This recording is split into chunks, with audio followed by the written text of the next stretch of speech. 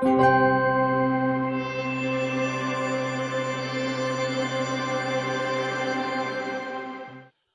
you very much, and good morning.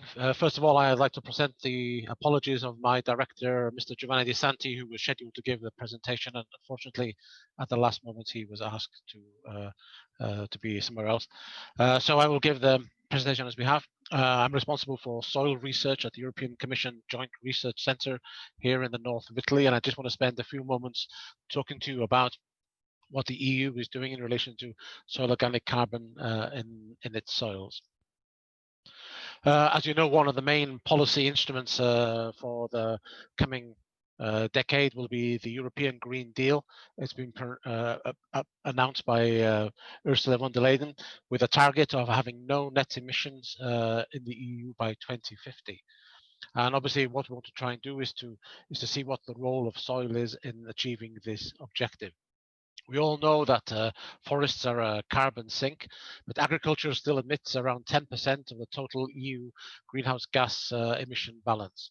And this has been relatively stable over the last decade or so.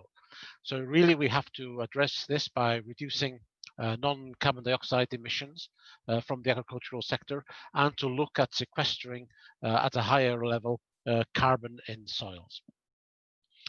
Actually, this statement has been also highlighted by the recent publication of a Horizon Europe mission on soil health and food, which identified that around 70% of all the soils in Europe are in an unhealthy stage due to current management practices, pollution and soil sealing.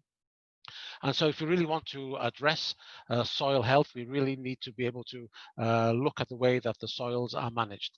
Incidentally, we also have strong linkages between soil and other major societal challenges, such as cancer, climate change, and making our cities more sustainable. So soils really are at the heart of the EU policy development in the coming years.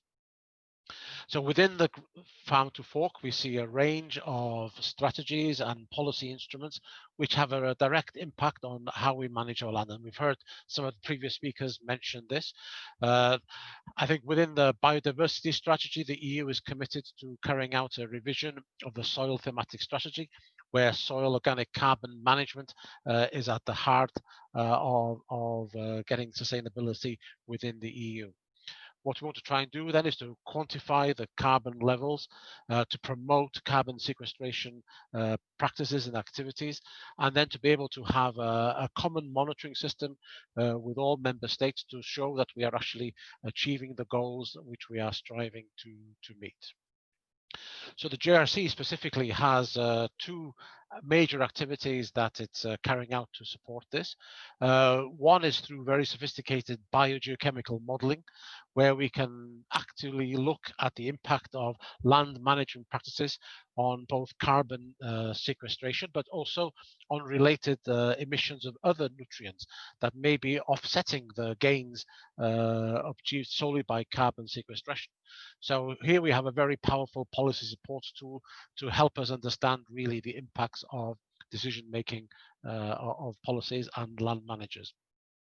In parallel, we have a Luca soil monitoring campaign that really tries to observe and collect data from the field on the status of soil carbon in land.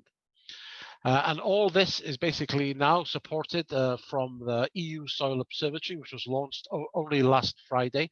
Here we want to have an inclusive forum where we can work with member states to look at what is the situation in relation to soil organic carbon, and to help them demonstrate that the goals of the 4 per thousand initiative are really being met through the development of various indicators to assess progress. And I think that's my 3 minutes up, so I'll stop there. Thank you very much for the opportunity to present to you this morning.